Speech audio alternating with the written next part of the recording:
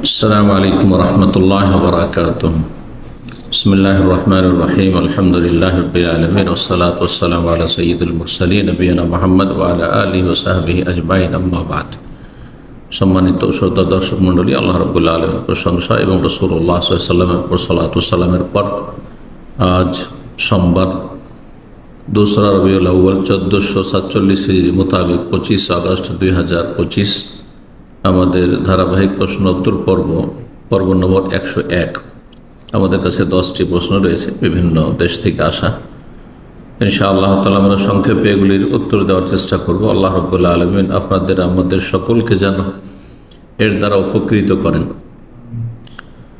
প্রথম প্রশ্ন করেছেন, আসসালামু আলাইকুম শাইখ। ওয়ালাইকুম আসসালাম রাহমাতুল্লাহ। কোন স্বামী যদি নামাজ না পড়ে ও বিভিন্ন কাবিরা গুনাহে লিপ্ত থাকে, পরকালে অল্প বিশ্বাস করে, স্ত্রী খাস পর্দা করে তাই রাগ করে, নামাজ পড়তে বললে রেগে যায়, স্ত্রীকে মারধর করে, স্ত্রীকে অশ্লীলভাবে চলাফেরা করতে বলে, স্ত্রীর বাবার বাড়ির লোকজন জামাইয়ের কথা মতো চলতে বলে, এখন স্ত্রীর করণীয় কি?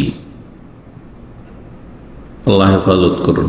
প্রথম দোয়া করি বোনের জন্য, আল্লাহ রাব্বুল আলামিন যেন তার স্বামীকে হেদায়েত দান করেন, আর রব্বুল আলমিনের ফয়সালা যদি হেদায়েত না হতো তার অনিষ্ট থেকে আল্লাহ রক্ষা করেন, যেমন ফেরাউনের অনিষ্ট থেকে আল্লাহ আসিয়াকে রক্ষা করেছেন।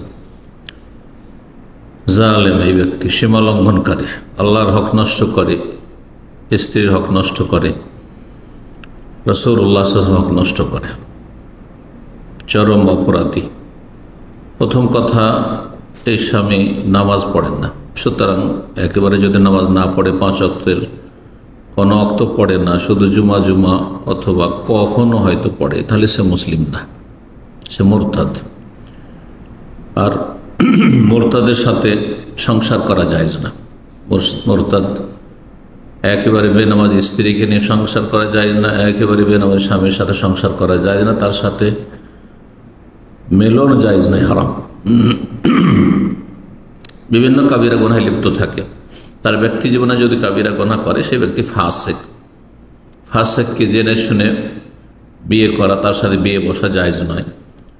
কিন্তু যদি বিয়ের পরে দেখা যায় যে সেই ব্যক্তি ফাসে বিভিন্ন পাপে জড়িয়ে আছে, তাহলে দেখতে হবে যে এতে কোনটিতে কল্যাণ রয়েছে, তার সাথে বিচ্ছিন্ন হওয়া থেকেই নাকি তার সাথে সংসার করতে বাধ্য হচ্ছে। যদি এমনটা হয় তাহলে ফাসিকের সাথে সংসার করা যাবে ঘৃণার সাথে। পরকালে অল্প বিশ্বাস করে, অল্প বিশ্বাস হয় না, বিশ্বাস হয়, পূর্ণ হয়। আর বিশ্বাসে সামান্য ঘাটতি হলে সেটার নাম শাক, সন্দেহ, আর সন্দেহ হচ্ছে কুফর। সুতরাং পরকালে অল্প বিশ্বাস করে মানে সে কাফের। আর এতে কোনো দ্বিমত নেই। বেনামাজি সম্পর্কে হয়তো দ্বিমত আছে, কিন্তু পরকালে সন্দিহান ব্যক্তি কাফের, অমুসলিমদের চাইতে নিকৃষ্ট কাফের, যেহেতু সে জন্মসূত্রে মুসলিম ছিল। স্ত্রী পর্দা করে তাই রাগ করে, তার মানে সে ইসলামকে বরদাস্ত করতে পারে না। নামাজ পড়তে বলে রেগে যায় না, স্ত্রীকে মারধর করে, জালেম। স্ত্রীকে অশ্লীলভাবে চলাফেরা করতে বলে, জালেম, সীমা লঙ্ঘনকারী। স্ত্রীর বাবার বাড়ির লোকেরা জামাইয়ের কথা মতো চলতে বলে না, এইরকম জামাইয়ের স্বামীর কথা মতো চলা জায়েজ নয়, এইরকম বাবা মায়ের কথা শোনা জায়েজ না। এই ক্ষেত্রে আল্লাহর কাছে দোয়া করুন, আল্লাহ ভরসা করুন এবং তার থেকে মুক্তি লাভ করুন। রব্বুল আলামিন আপনার জন্য উত্তম বিকল্প দেবেন। আল্লাহর প্রতি ইয়াকিন রাখুন, দোয়া করে আল্লাহ রাব্বুল যেন উত্তম বিকল্প দান করেন।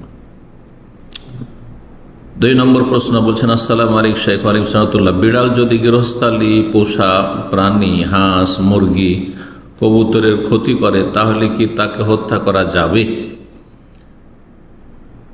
হত্যা করার চাইতে ভালো হচ্ছে বিড়ালকে বাড়ি থেকে তাড়িয়ে দেওয়া। বিড়ালকে বাড়ি থেকে তাড়িয়ে দেন, অথবা দূরে কোথাও ফেলে চলে আসেন, যাতে আবার আপনার বাড়িতে ফিরে না আসতে পারে, অন্য কোথাও ফেলে চলে আসেন।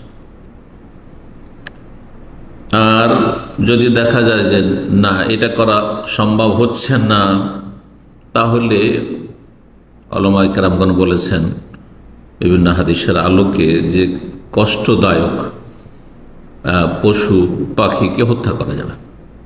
যে কষ্ট দেয় মানুষকে, হ্যাঁ, শারীরিকভাবে কষ্ট দেয়, পারিবারিক কষ্ট দেয়, ছেলে মেয়ে কষ্ট দেয়, অথবা ধন সম্পদের ক্ষতি করে, এক কথায় মুজি কষ্টদায়ক, হ্যাঁ, জীবজন্তুকে হত্যা করার হাদিস রয়েছে। খামসু ফাওয়াসিকা, নবী সাল্লাল্লাহু আলাইহি ওয়াসাল্লাম বলেন যে 5 ধরনের সীমা লঙ্ঘনকারী প্রাণী রয়েছে। ইউকতালনা ফিল হিল ওয়াল হারাম, হ্যাঁ, হালাল এলাকাতেও আর হারাম এলাকাতেও হত্যা করা যাবে। তো এই হাদিস থেকে বোঝা যায় যে কষ্টদায়ক যদি কোনো প্রাণী হয়, কষ্ট দেয়, ক্ষয়ক্ষতি করে, আর তার ক্ষয়ক্ষতি থেকে মুক্তির অন্য কোনো পথ না থাকে, তার হত্যা করা জায়েজ।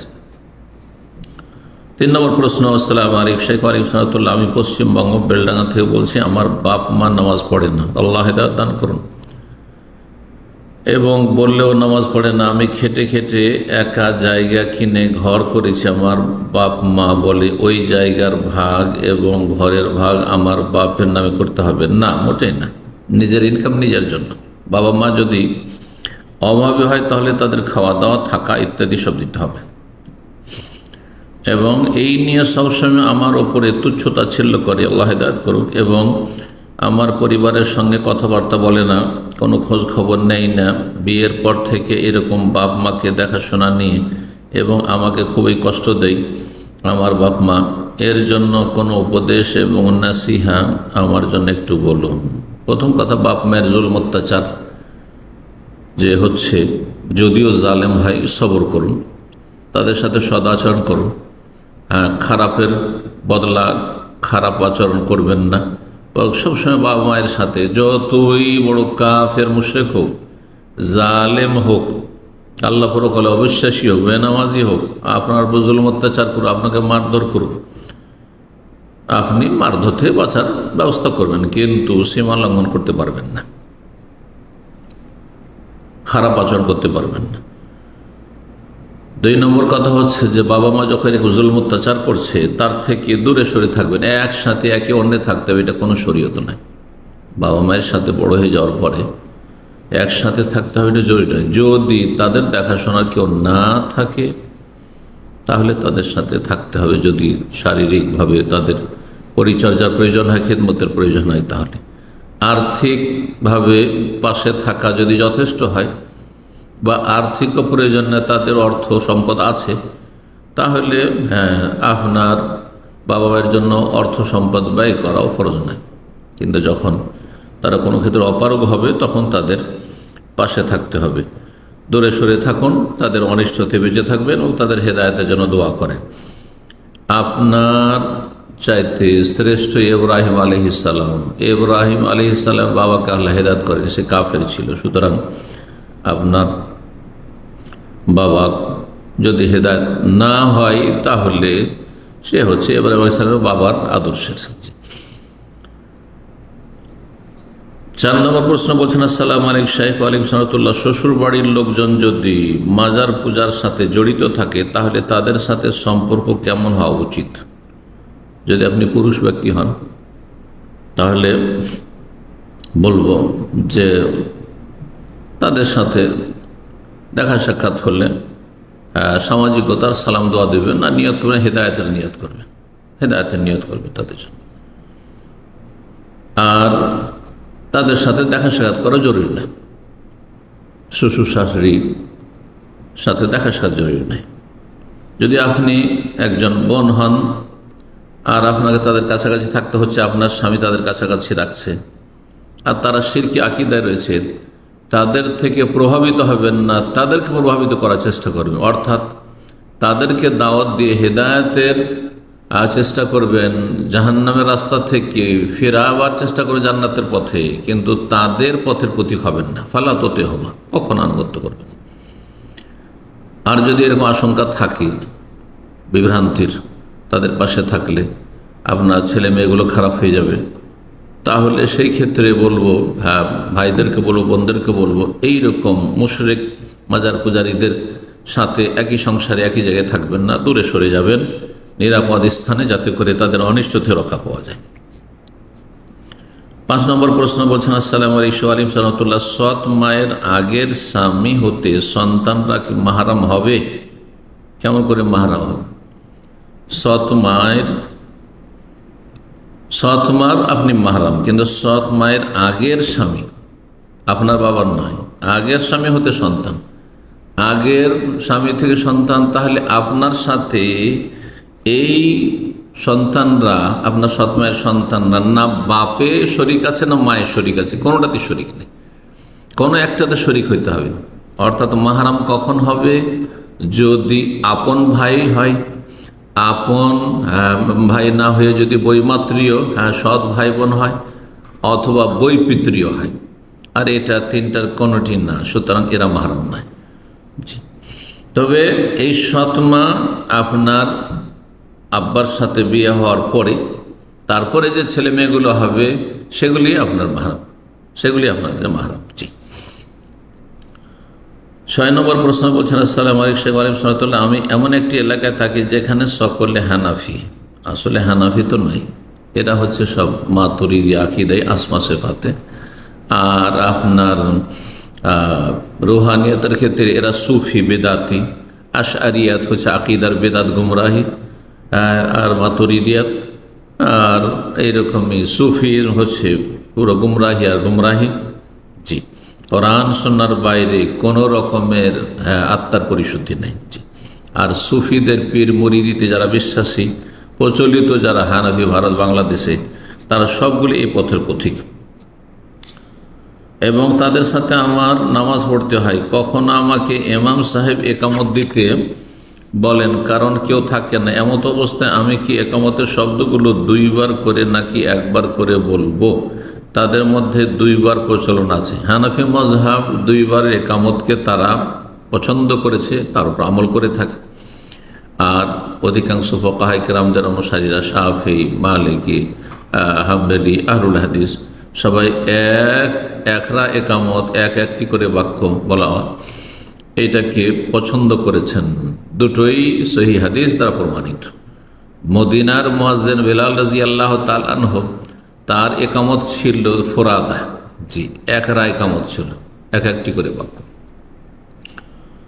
আর মক্কার যে মুয়াজ্জিন ছিলেন, মক্কা বিজয়ের পর আবু মাহজুরা রাদিয়াল্লাহু তাআলা যুবক, তার একামতে ডবল বাক্য ছিল। সুতরাং দুটোই জায়েজ রয়েছে। সেখানে তাদের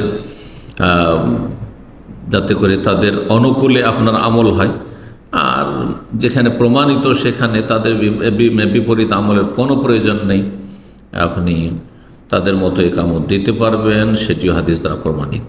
তবে কখনো এটা যদি দেওয়া সম্ভব হয় আর সবাইকে বিষয়টি জানিয়ে দেওয়া হয়, তাহলে এটা বেশি ভালো। 2 রকম সুন্নতুল আমল হইল। আল্লাহু আ'লাম। 7 নম্বর, আসসালামু আলাইকুম শাইখ ওয়ালাইকুম সালাতুল্লাহ, আমি যখন ওস্তাদার কাছে কোরআন পড়া দিই, একজন বোন প্রশ্ন করছেন, তখন তিনি বিভিন্ন জায়গায় কারেকশন করে দেন এবং আবার একই সূরা পড়তে বলেন, কিন্তু আমি ভুলে যাই কোথায় কোথায় ভুল হয়েছিল আর কোন কোন জায়গায় কারেকশন করে দিয়েছিলেন। পরবর্তীতে পড়া দেওয়ার সময় একই ভুলগুলি করে ফেলি। শেখ বলছেন, শেখ, এজন্য আমি কি আমার মুসহাফে পেন্সিল দিয়ে একটু চিহ্ন দিয়ে রাখতে পারবো কোথায় ভুল হয়েছে, যেন পরবর্তীতে পড়া দেওয়ার সময় একই ভুল না করি? জাযাকাল্লাহু খাইরান। প্রথম কথা, মুসহাফ কোরআনুল কারীম আল্লাহর কালাম যাতে লেখা আছে, এর সম্মান পূর্ণমাত্রায় আপনাকে বহাল রাখতে হবে। এর তাজিম, এর মহত্ব, এর শ্রদ্ধা, এর বিপরীত, এর পরিপন্থী যেন আপনার কোনো আচরণ না হয়। কোরআনে কারীমে ডানে বামে টিকার মতো লেখা অথবা আপনার লাইনের মাঝে কোনো জায়গায় দাগ দেওয়া, এগুলি কিন্তু কোরআনে কারীমের খানিকটা বেয়াদবি, অবমাননা, যদিও সেটা পেন্সিল দিয়ে হোক না কেন। আর যদি কলম দেওয়া হয় তো একেবারেই জায়েজ না।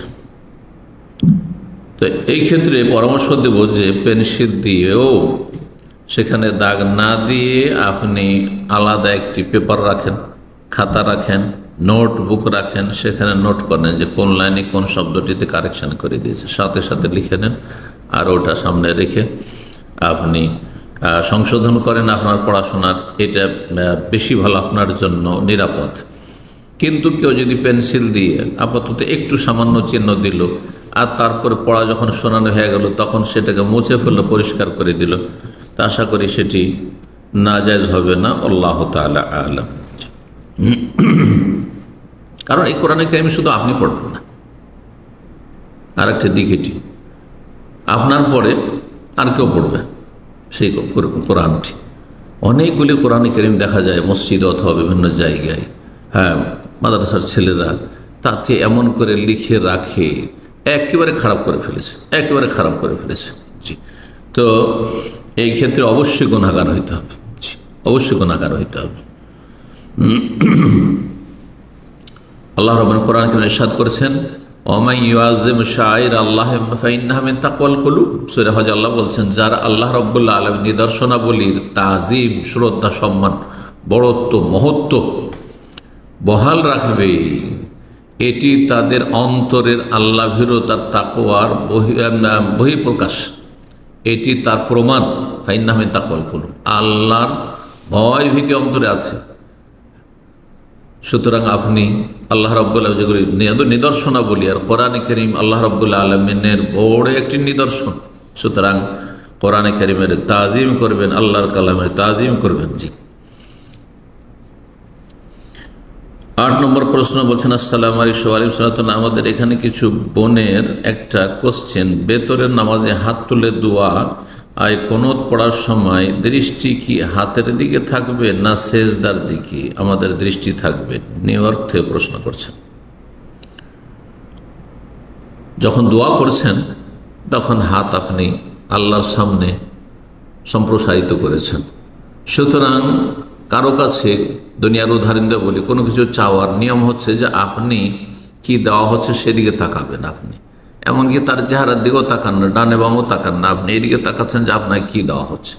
সুতরাং দোয়ার ক্ষেত্রে সেটি কুনুতের দোয়া হোক অথবা অন্য কোনো দোয়া হোক, হাতের তলার দিকে যে সামনে আপনার হাত রয়েছে এই হাতের দিকে তাকাবেন, সালাত অবস্থায় সেজদার দিকে তাকাবেন না। জি, 9 নম্বর প্রশ্ন বলছেন, আসসালামু আলাইকুম। এক মহিলা তার স্বামীকে ডিভোর্স দিয়েছেন। আর মহিলা ডিভোর্স দিতে পারে না, মহিলা ডিভোর্স নিতে পারে। এটি হচ্ছে ইহুদি খ্রিস্টানদের পশ্চিমা কথা, যে মহিলা ডিভোর্স দিয়েছে। মহিলা খোলা নিতে পারে, নারীর পক্ষ থেকে যেটি হয় স্ত্রীর পক্ষ থেকে সেটি খোলা, সেটা নিতে পারে, দিতে পারে না। আর তালাক, ডিভোর্স মানে তালাক, তালাক এর মালিক হচ্ছে পুরুষ। কিন্তু সেই ঘরে একটি মেয়ে আছে এবং ওই মহিলা ওই মেয়েকে নিয়ে পরবর্তীতে আরেক লোককে বিয়ে করে। এখন ওই মেয়ের বিয়েতে কি ওই মেয়ের আসল বাবার থাকাটা জরুরি? থাকা জরুরি না, কিন্তু তার নেতৃত্ব জরুরি, তার অনুমতি জরুরি। সে হচ্ছে আসল বলি, কারণ এই বাবা হচ্ছে এই মেয়ের জন্মদাতা।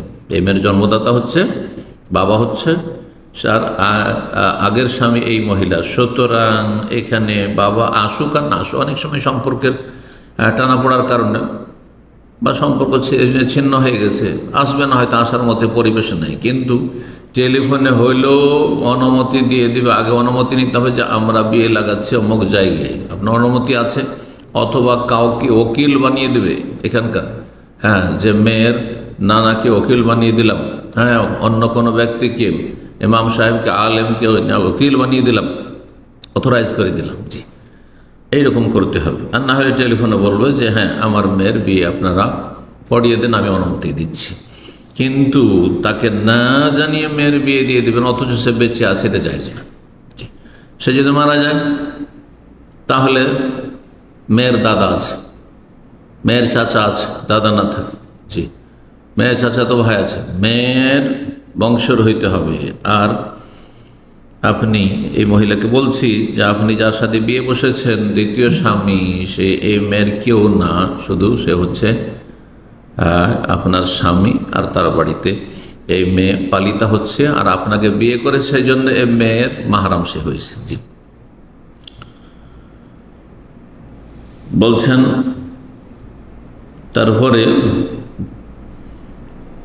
বর্তমানে সৎ বাবা থাকলে হবে না? না, এই সৎ বাবা থাকলে হবে না। এই মেয়ের সাথে ওই সৎ বাবার সম্পর্ক আসল বাবার মতোই না, কোনো এরকম সম্পর্ক নেই। শুধু সম্পর্ক যে এই মেয়ের মাকে বিয়ে করেছে সেই জন্য, আর বিয়ে করে তার সাথে সঙ্গম হয়েছে, কমপক্ষে একবার, তখন মাহরাম হবে। এমনকি শুধু বিয়ে করে যদি তালাক দিয়ে দেয় তো মাহরাম হবে না মেয়ের। জি, সর্বশেষ প্রশ্ন 10 নম্বর বলছেন, আসসালামু আলাইকুম শেখ আলিম সালাতুল্লাহ, আল্লাহর রহমতে আমার স্ত্রীর একটা ছেলে সন্তান হয়েছিল। একদিন পরে সেই সন্তানটি খুব অসুস্থ থাকার কারণে রংপুর মেডিকেলে ভর্তি করা হয়েছিল।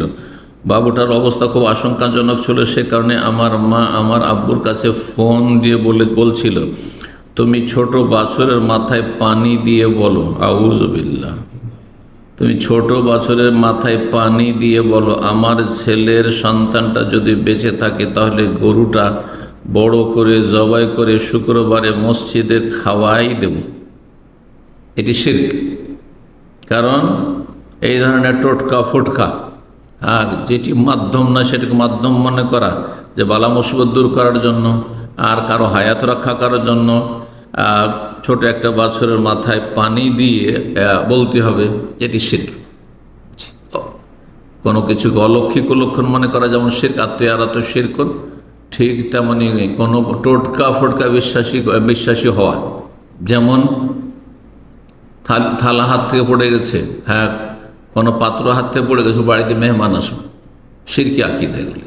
জি, যতগুলি টোটকা রয়েছে, যেটাকে বাংলা ভাষায় টোটকা বলা হয়, অর্থাৎ এমন কিছু যেগুলি মাধ্যম নয়, হ্যাঁ, কারণ নয়, সেগুলি কারণ বা মাধ্যম মনে করা হয়, সেগুলি শিরকি। জি, তো এইটি কোনো মানুষের বালা মুসিবত থেকে মুক্তির মাধ্যম নয়, সুতরাং এটি শিরকি আকীদা। এই মহিলা আল্লাহ হেদায়েত করুক, সে শিরকি কথা বলেছে, তার জন্য তওবা করা ফরজ। বলছেন যে কিন্তু আমার বাচ্চাটা মারা গেছে, আল্লাহ বাচ্চা যদি নাবালক থেকে থাকে তার শাফাত বাবা মায়ের জন্য কবুল করুন, যদি বাবা মা নামাজি হয় তাহলে, আর যদি শিরক মুক্ত হয়, কুফরি মুক্ত হয়। এখন এই গরুটা কি করব শেখ? জি, নবী করিম সাল্লাল্লাহু আলাইহি ওয়াসাল্লামের হাদিস রয়েছে যে মান নাযারা ইউতি আল্লাহ ফালিউতি, কেউ যদি মান্যত করে যে সে আল্লাহর সন্তুষ্টিমূলক কাজ করবে, নেকির কাজ করবে, ভালো কাজ করবে, তাহলে সে যেন সে তার বাস্তবায়ন করে, মান্যত পুরা করে। মান্যত করে নিলে পুরা করা ফরজ। অমান নাযারা ইয়াসি আল্লাহ, আর কেউ যদি মান্যত করে আল্লাহর নাফরমানি করার, আর এই যে শিরকি কথা বলেছে সেটি তার শিরকি মান্যত, বেদাতি মান্যত। সুতরাং ফালায়তে তো ওমান নাযারা ইয়াসি আল্লাহ, যদি কেউ আল্লাহর নাফরমানের কোনো মান্যত করে তাহলে সে আল্লাহর নাফরমানি করবে না। সুতরাং এটি বেদাতি মান্যত। এই ক্ষেত্রে বলবো যে যদি এই শিরকি কথা না বলতো তাহলে বলতাম যে ঠিক আছে, যেভাবে মান্যত করেছে এই গরুটিকে জবাই করে মসজিদের লোকদের খাওয়াইয়ে দেবে। জি, সেটি গুনাহের কাজ নয়। কিন্তু বেদাতি বা শিরকি মান্যত যেহেতু ছিল, সুতরাং যদিও ছোট শিরক হতে পারে কিন্তু শিরকি মান্যত, আর এটি বেদাত। যে মান্যত 3 রকমের, একটি হচ্ছে শিরকি মান্যত, বড় শিরক যদি থাকে, আরেকটি হচ্ছে বেদাতি মান্যত, আর আরেকটি হচ্ছে জায়েজ মান্যত। জায়েজ মান্যত যদি হয় জায়েজ কাজের ক্ষেত্রে তাহলে সেটা পুরা করা ফরজ। যদি নাজায়েজ কাজের ক্ষেত্রে হয়, কোনো গুনহার ক্ষেত্রে হয়, সেটা শিরক হোক, বেদাত হোক, অথবা অন্য কোনো গুনহার মান্যত হোক। যেমন কেউ বলছে ইলেকশনে যদি আমি পাশ করি তো সবাইকে কি খাওয়াবো, সিগারেট খাওয়াবো, হ্যাঁ, অথবা জর্দা পান খাওয়াবো, অথবা মদ খাওয়াবো, তাহলে হারাম। জি, হারাম। যে কোনো হারাম কাজ করার মানত করে তো সেটা পুরা করা হারাম। সেই ক্ষেত্রে কাফারা দিতে হবে। কাফারাত ইয়ামিন। জি, কসমের কাফারা দিতে হবে, কসমের কাফারা দিবে। 10 মিসকিনকে খাওয়াই দেবে, 10 মিসকিনকে খাওয়াই দেবে। এক মিসকিনে যতটা খাবার হয় সেই খাবার, অথবা 1.5 কেজি করে চাউল দিয়ে দেবে। আর যদি সেটা সম্ভব না হয়, অভাব থাকে, তাহলে 3টি সিয়াম পালন রোজা রাখবে। জাযাকুমুল্লাহু খাইরান। সাল্লাল্লাহু আলাইহি ওয়া সাল্লাম মুহাম্মদ ওয়া আলা আলিহি ওয়া সাহবিহি আজমাইন।